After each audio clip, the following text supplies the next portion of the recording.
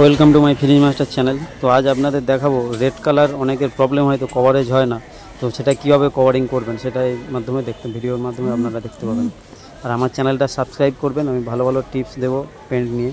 তো এখন ডিগ্রেজিংয়ে করার পরে তো এখন ট্যাগ ক্লথ মারা হচ্ছে, তো এটা খুবই জরুরি। না হলে কী হয়, ডিগ্রেজিংয়ে যে কাপড়টা থাকে রোঁয়াগুলো লেগে থাকে বা অনেক যদি কিছু নোংরা লেগে থাকে সেগুলো উঠে যায় ট্যাগ ক্লথে। তো বেস কোটটা কীভাবে মেরে নেবেন দেখুন। যে পেন্ট আপনাকে ধরুন প্যাশন রেড বানিয়ে দিল, ওই প্যাশন রেডের মধ্যে সিলভার মিক্স করে নেবেন। মিক্স করে ফার্স্ট কোট এক কোট মেরে নেবেন, এক কোটই মারবেন। মারার পরে সেকেন্ড কোটটা কী করবেন বলুন তো, মানে নর্মাল যে পেন্ট প্যাশন রেড বানাবে ওটাই মেরে নেবেন। আলাদা করে আপনার পেন্ট বানানোর দরকার, আপনার কাছে যে নর্মাল সিলভার থাকবে সেই সিলভার কালারের সঙ্গে এই প্যাশন রেড অল্প করে মিক্স করে নেবেন। মিক্স করে নিয়ে বেস কোট ফার্স্ট কোট এক কোট চালিয়ে দেবেন। তাহলে কী হবে, আপনার কভারেজটাও সুন্দরভাবে নিয়ে নেবে। আর দেখুন এক কোটেই আপনার ফিনিশ হয়ে যাবে, মানে এক কোটে আপনার পুরো কভারেজ নিয়ে নিয়েছে, তার যাতে কোনো প্রবলেম না আসে।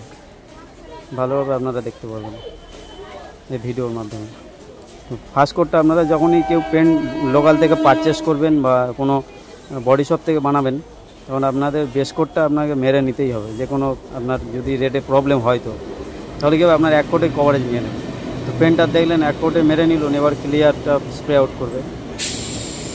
তো ক্লিয়ারটা আপনারা কী করবেন, ফার্স্ট কোট মিডিয়াম মারবেন আর সেকেন্ড কোট ফুল মারবেন।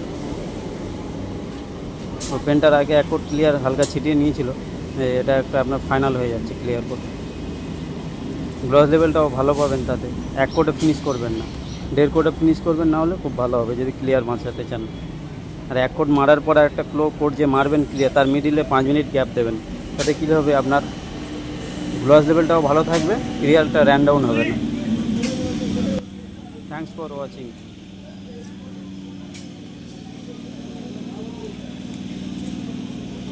দেখুন কত সুন্দর ফিনিশ আসছে, দেখুন। এইভাবে কাজ করবেন, কোনো প্রবলেম হবে না।